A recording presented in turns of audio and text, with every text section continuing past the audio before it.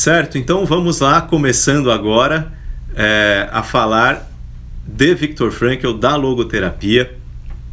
E hoje eu vou testar um recurso aqui, vamos ver se dá certo o que eu quero fazer, que é inserir algumas imagens para que vocês consigam então acompanhar comigo. Olha aí, acho que vai dar certo, que bom, legal. Vamos falar um pouquinho então sobre Viktor Frankl. Viktor Frankl nasce no dia 26 de março de 1905 e ele foi o segundo de 3 irmãos. Além dele tinha Walter e Stella. Isso é um detalhe interessante de comentarmos com as pessoas. Ele, por parte de mãe, ele era judeu tanto por parte de pai quanto por parte de mãe, mas por parte de mãe ele tinha ali uma ascendência muito especial, que era um rabino famoso da época, o famoso rabino Loew. E o rabino Loew, ele era um dos antigos ancestrais de Frankl. O pai dele era um funcionário público, uma pessoa muito religiosa, e Frankl vai nos dizer o seguinte, que ele herdou do pai a extrema racionalidade e da mãe uma profunda emotividade. Então é isso que ele vem a nos explicar. Tem a questão aí dos comentários, né? O problema é como que eu desativo os comentários. Tá, eu vou desativar então momentaneamente, tá bom? Para que vocês consigam ver bem as imagens. Depois eu ativo eles de novo e a gente, na parte das perguntas e respostas, eu ativo os comentários mais uma vez. Então tá aí, né? Esse é o contexto. Frankl nasce no início do século XIX, do século XX, ou melhor, em 1905, com essas características, né? E uma família judaica extremamente religiosa e tendo ele 2 irmãos. A gente tem aqui uma pequena imagem que mostra pra gente um pouco da família de Frankl. Viktor Frankl é esse que está ao centro dos seus 2 irmãos, Walter e Stella. E ele era o irmão do meio também, além disso. Uma outra imagem que nós temos aqui mostra a família um pouco mais velha já. Vemos aí que Frankl, a essas alturas, é um jovem, um jovenzinho, seu irmão também, já um jovem, sua irmã.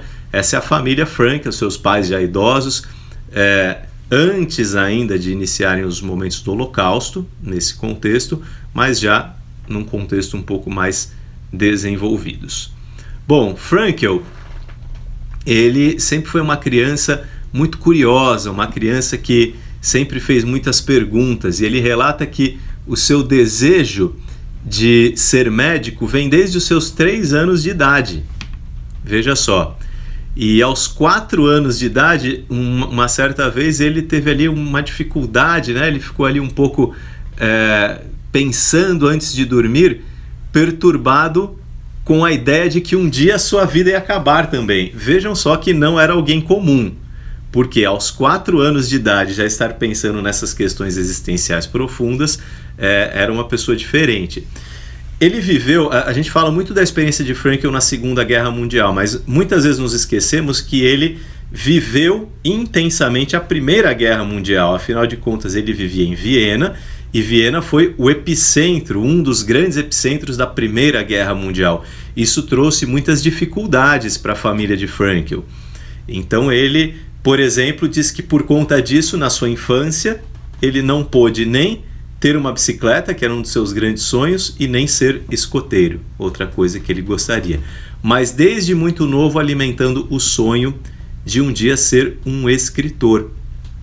Foi um período de muita provação, né? Ele conta que ele tinha que ir para a fila, buscar alimentos de madrugada, ficar lá esperando, e quando chegava então a hora dele ir para a escola, a mãe dele vinha, ele saía da fila, a mãe entrava na fila, ele ia para a escola, isso mesmo no inverno. Então uma situação de muita provação. Viver em Viena no início do século XX não era fácil, era uma época difícil, tempos difíceis.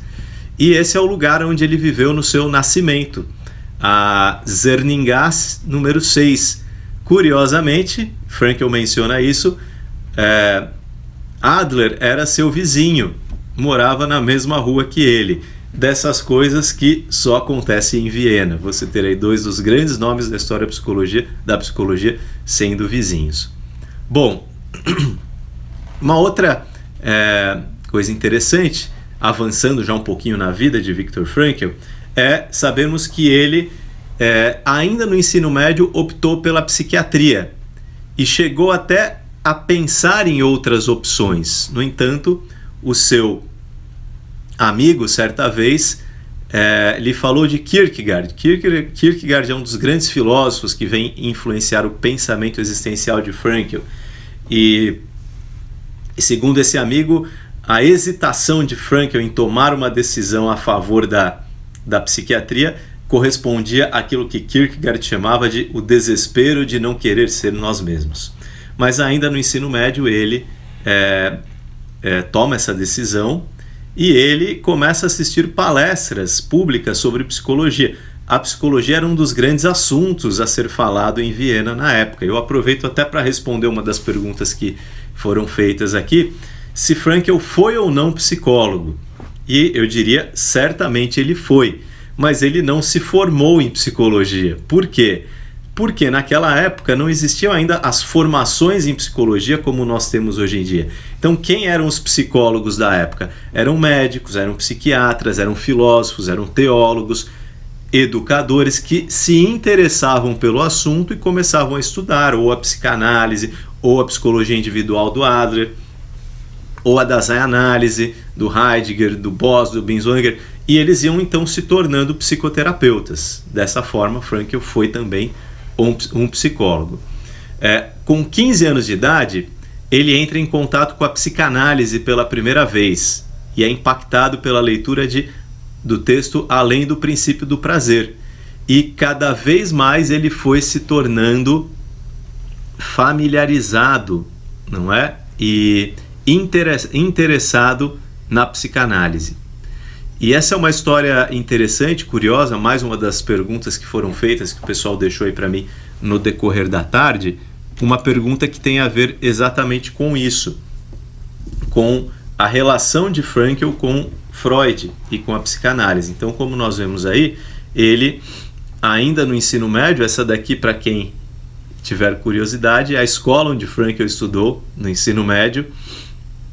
E nessa fase da vida, os seus 15, 16, 18 anos de idade, ele vai se deparar com a psicanálise, que é o grande assunto, vamos dizer assim, da Viena da época, um dos temas de grande interesse que vem surgindo, e ele também vai se interessar e passa então a se corresponder com Freud, a ter uma amizade pessoal com o próprio Freud.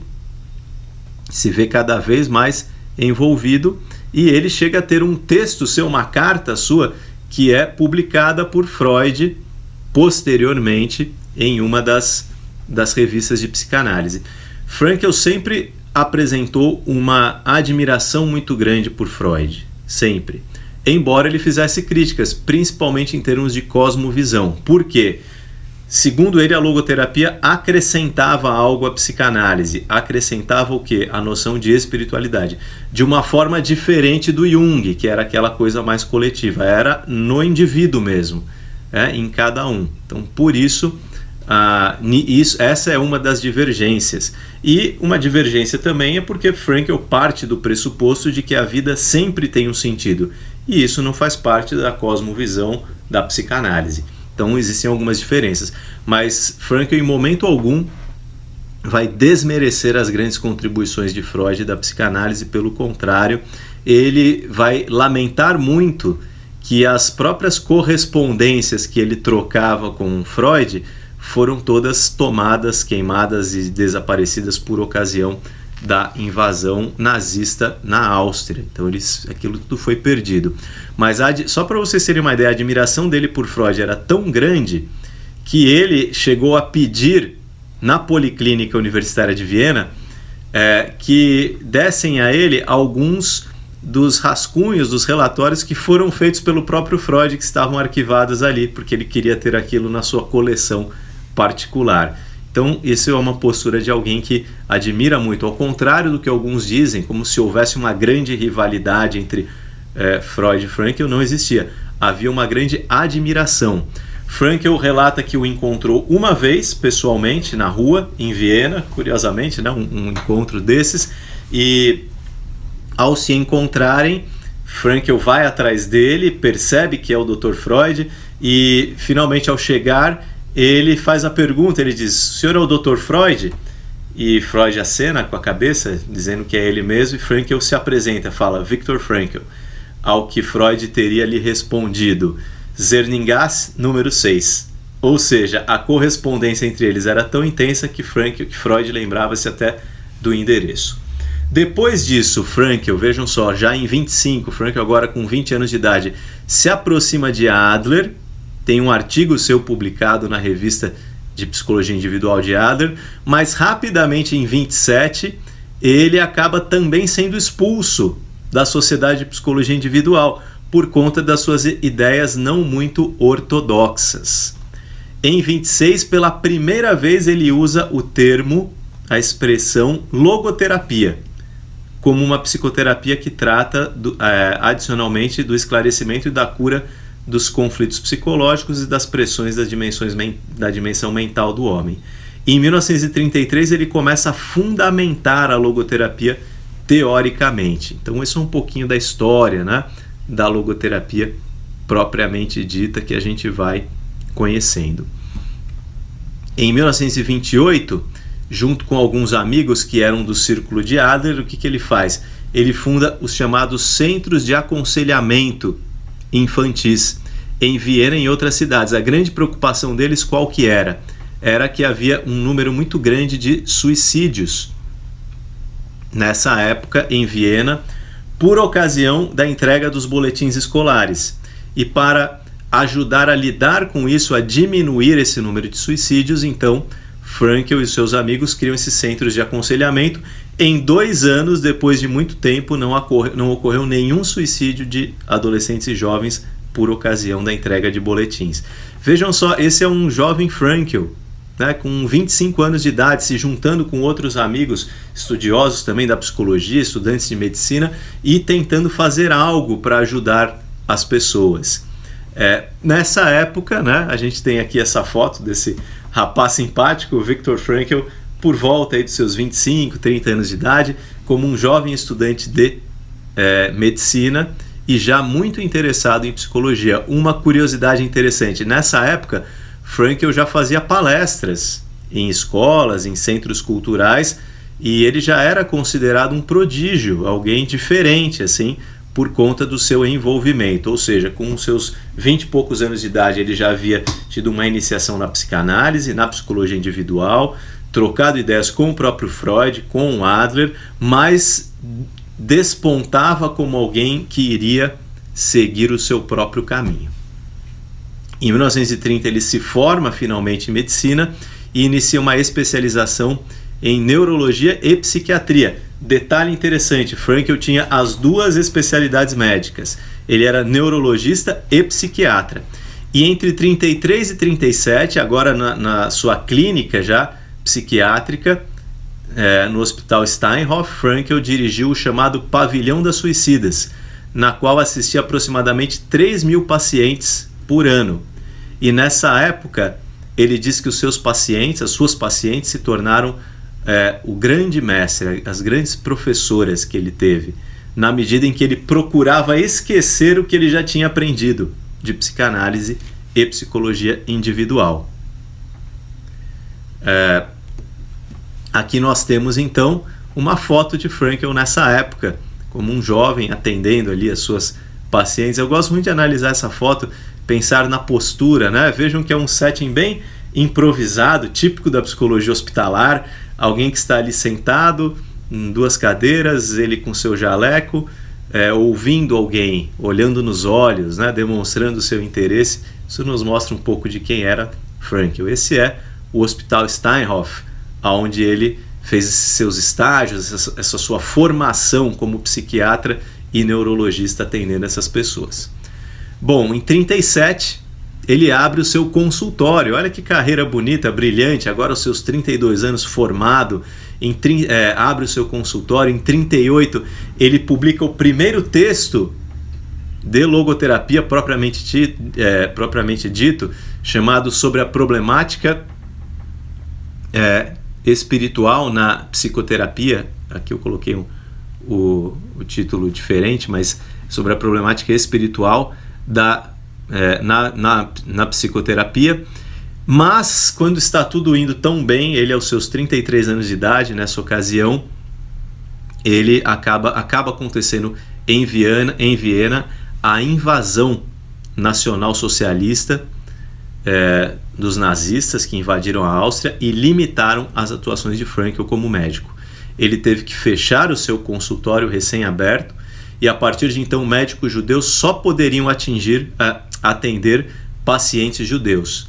Nessa época ele então vai trabalhar em um hospital de judeus, dirigindo a clínica, a enfermaria de neurologia. Nessa época ele teve a oportunidade de sair da Áustria e ir para os Estados Unidos, mas ele recusou esse visto para poder cuidar dos seus pais. Além disso, nessa época também, ele juntamente com um amigo, o Dr. Otto Poltz, que era também um médico, mas que não era judeu, era um alemão que o ajudava a forjar diagnósticos para eliminar aqueles doentes mentais do programa de eutanásia nazista. Olha que coisa interessante. Essa é uma imagem do Hospital Rothschild, onde Frankl trabalhou com essas pessoas, com essa missão, ajudando os próprios pacientes judeus. Existe uma pergunta, né, que já foi feita também previamente, sobre o seu pai. Se é verdade que Frankl ajudou no suicídio assistido do seu pai. E eu diria que é verdade, né? Não foi bem um suicídio, mas foi uma eutanásia, né? O seu pai já estava muito debilitado e estava no internado, e ele precisava, sofrendo, e já estava à beira da morte. Então Frankl o ajudou anestesiando a dor do seu pai nesses momentos finais. Essa é a história que a gente sabe sobre isso. Em 1941, já no meio dessa perseguição, ele se casa com Tilly, a sua noiva, né? O casamento é em 1942, mas em 1941 ele e Tilly e seus pais são chamados para o chamado ponto de reunião, um ginásio onde se juntaram todos os judeus vienenses, e que a partir dali foram deportados, em primeiro lugar, para o campo de Theresienstadt, na região de Praga. Então esse foi o primeiro campo de concentração.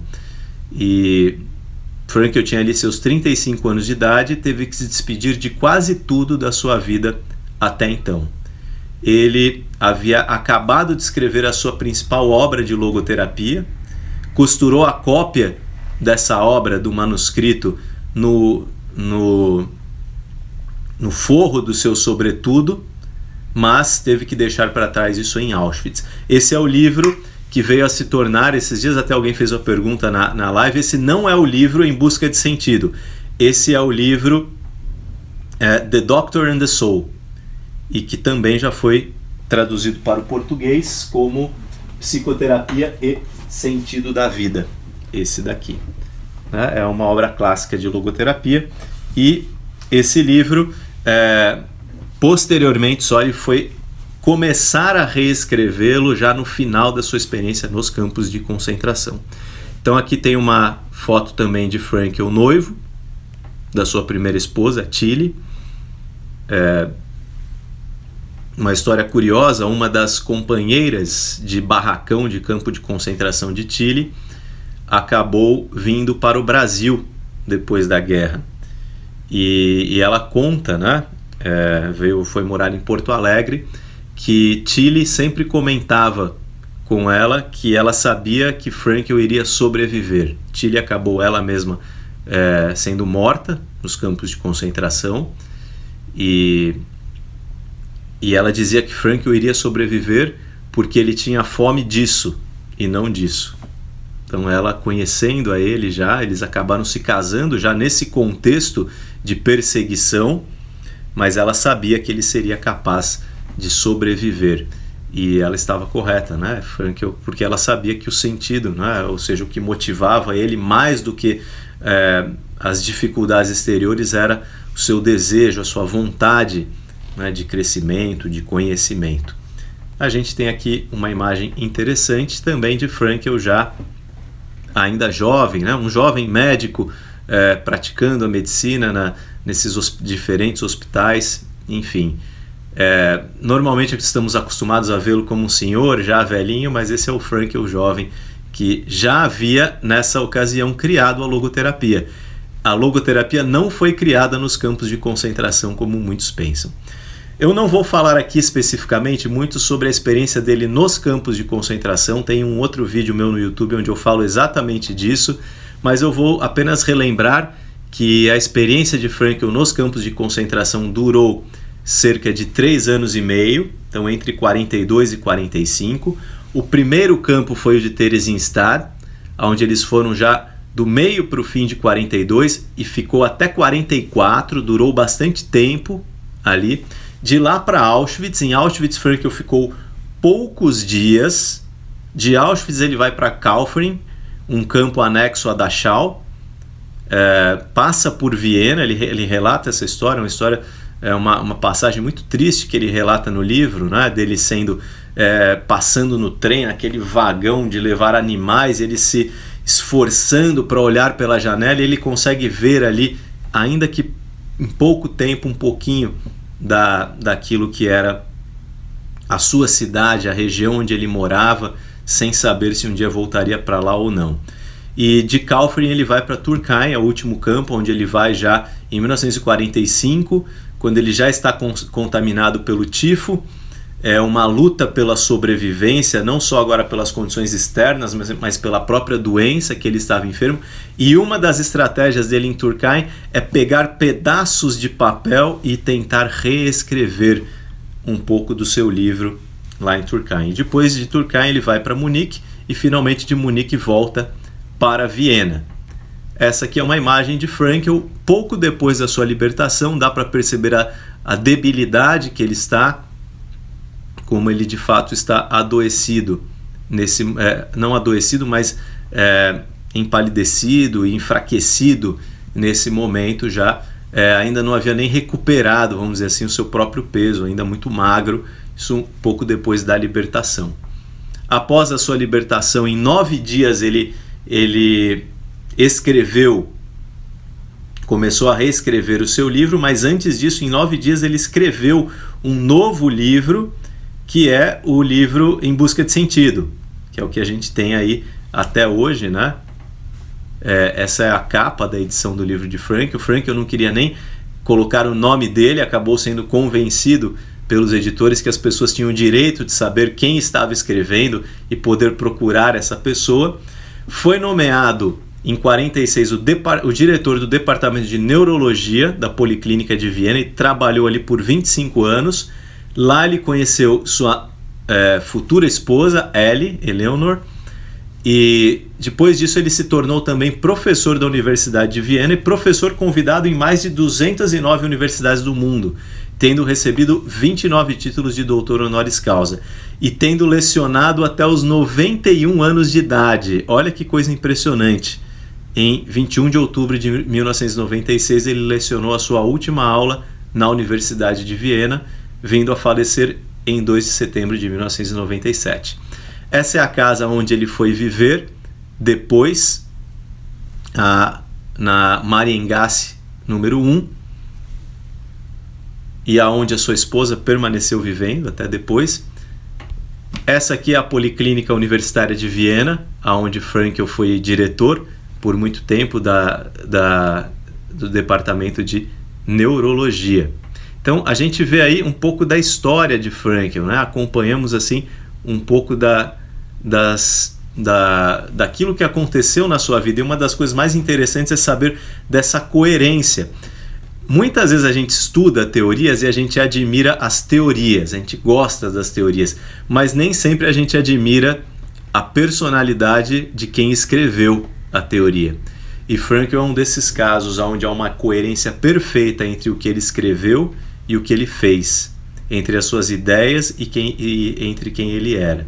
E isso todas as pessoas que tiveram a oportunidade de conhecê-lo, os livros que são relatados, e mesmo relatos pessoais, tive a oportunidade de conhecer e conversar com muitas pessoas que foram amigos pessoais de Viktor Frankl e que relatavam exatamente isso, essas suas características.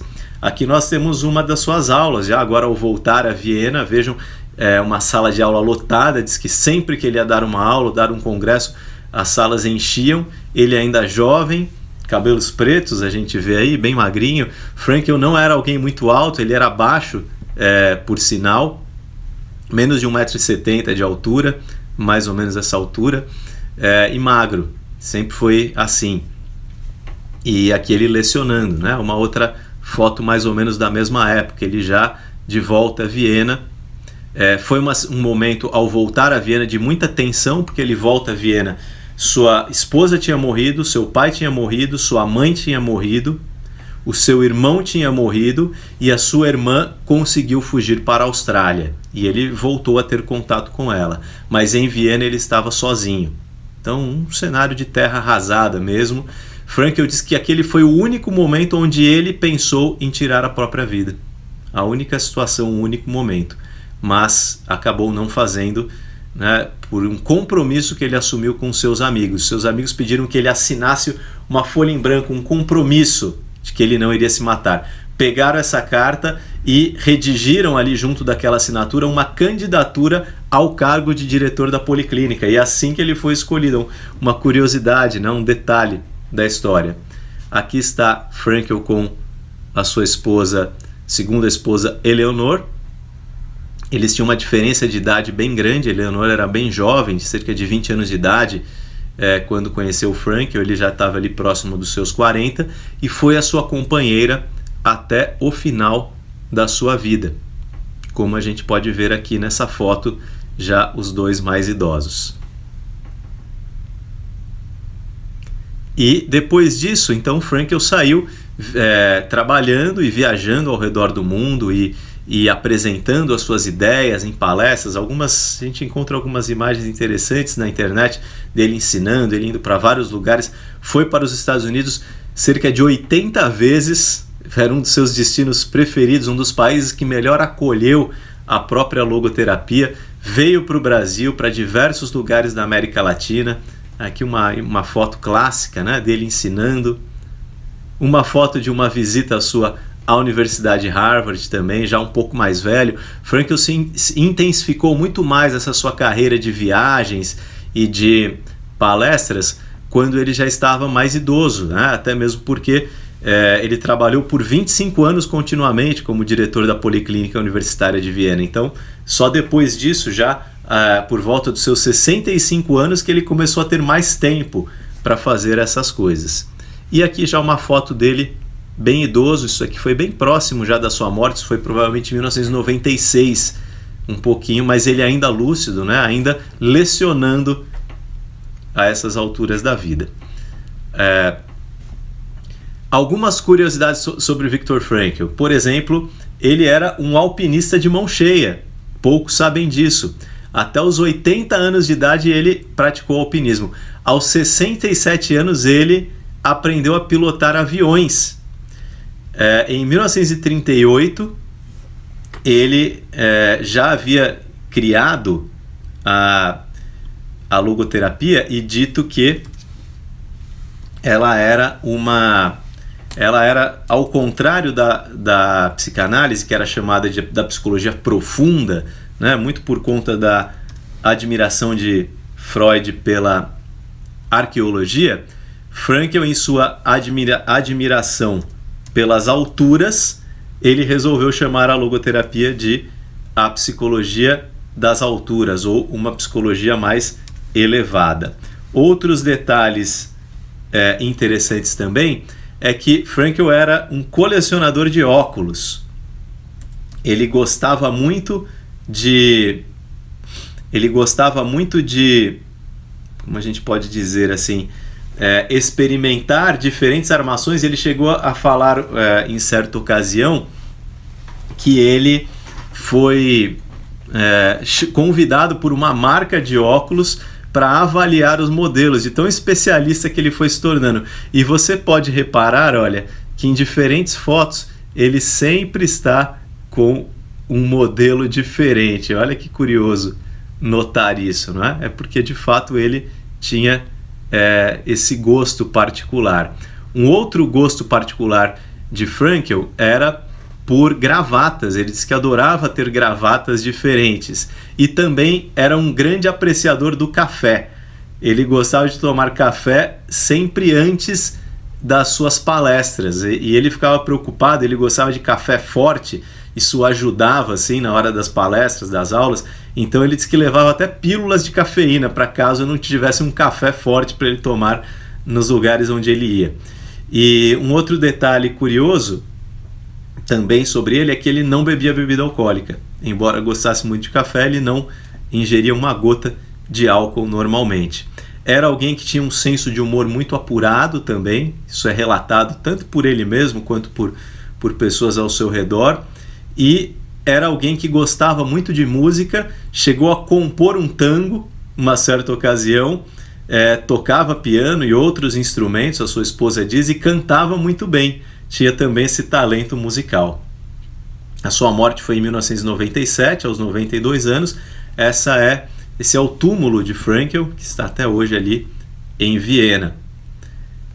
Essa é uma caricatura que o próprio Frankl fazia comumente dele mesmo. Desenhar era um dos hábitos que ele tinha. E ele costumava dizer que uma caricatura, o trabalho de um psiquiatra era semelhante a de um caricaturista, porque ele estava sempre olhando as características que se ressaltavam mais das pessoas. Essa imagem aqui mostra pra gente Frankl escalando, jovem.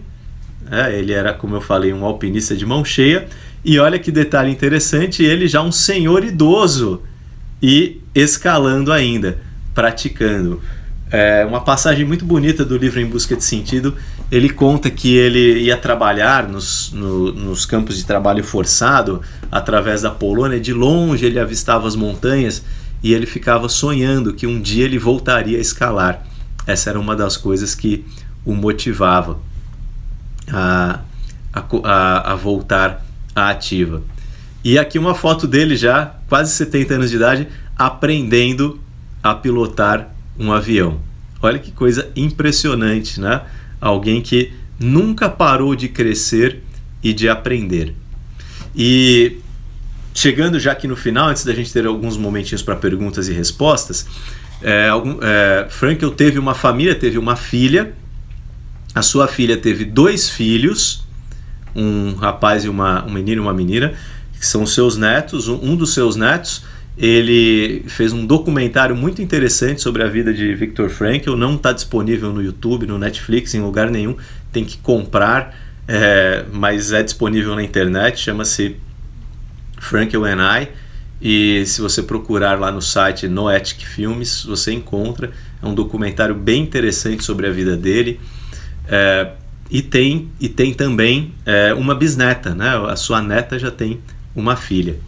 E uma outra questão interessante, a gente vai fechar com isso daqui antes de abrir para algumas perguntas, que tem a ver com a fé de Viktor Frankl. Então, Frankl foi alguém que sempre, que foi judeu, sempre praticou o judaísmo. Ele não era ortodoxo, radical, mesmo porque ele se casou com uma pessoa que não era. Então a sua esposa era católica, nunca foi forçada a se tornar também judia, praticar o judaísmo como ele, mas ele mesmo foi fiel ao judaísmo até o final, embora ele fosse uma pessoa muito aberta para as diferentes visões religiosas, e a gente percebe isso na sua leitura, nas suas palavras. Então ele permaneceu judeu, e ele disse que não porque ele achasse que as outras religiões não tivessem valor, mas porque ele diz que sempre é mais fácil para o indivíduo, se ele vai orar e se relacionar com Deus, fazer isso na linguagem que ele aprendeu desde pequeno. Então, por isso, a sua predileção pelo judaísmo, até mesmo por conta da tradição. E a gente percebe, né? Em algum momento eu vou preparar aqui uma live, uma aula, falando um pouquinho sobre essa correlação. Só que muito mais do que a sua religião especificamente, Frankl era alguém que entendia que a espiritualidade faz parte da vida e da constituição do ser humano. independente da religião. E é por isso que a logoterapia é uma teoria aberta às visões religiosas do ser humano. Ela acolhe em seu meio um indivíduo religioso. Ela não vê a sua religiosidade como um problema. Então é uma cosmovisão compatível com as diferentes religiões, em especial com a visão judaico-cristã, que é a que o próprio Frankl também tinha. Uma curiosidade sobre ele. Aos seus 83 anos de idade, ele fez o seu segundo bar mitzvah em Jerusalém. Preparou-se para isso e foi até lá para fazer. Então isso mostra para a gente o quanto ele era de fato fiel à sua crença, embora ele não ficasse fazendo propaganda disso e ele fosse muito cuidadoso para não misturar a sua religiosidade particular com a logoterapia. Afinal de contas, a logoterapia é uma teoria psicológica que acolhe e abre diálogo para a religião, mas não é uma teoria religiosa, como muitas vezes as pessoas acusam, né, injustamente. Ela é uma teoria científica. Então, isso é um pouco, né, do que nós tínhamos aí a dizer sobre Viktor Frankl, tentando responder essa pergunta: quem foi Viktor Frankl? Mas, pessoal, obrigado aí, foi bom reencontrá-los para falar um pouco de Viktor Frankl, de quem ele foi, de algumas curiosidades da sua vida. E a próxima live eu vou fazer falando sobre um breve resumo do que é a logoterapia. Aí vai ficar mais claro para todo mundo, tá bom? Um abraço então para vocês, vamos nos falando, um bom final de semana já para todo mundo, afinal de contas já chegamos na sexta-feira, tá certo? Abraço para todos, obrigado pela participação de vocês.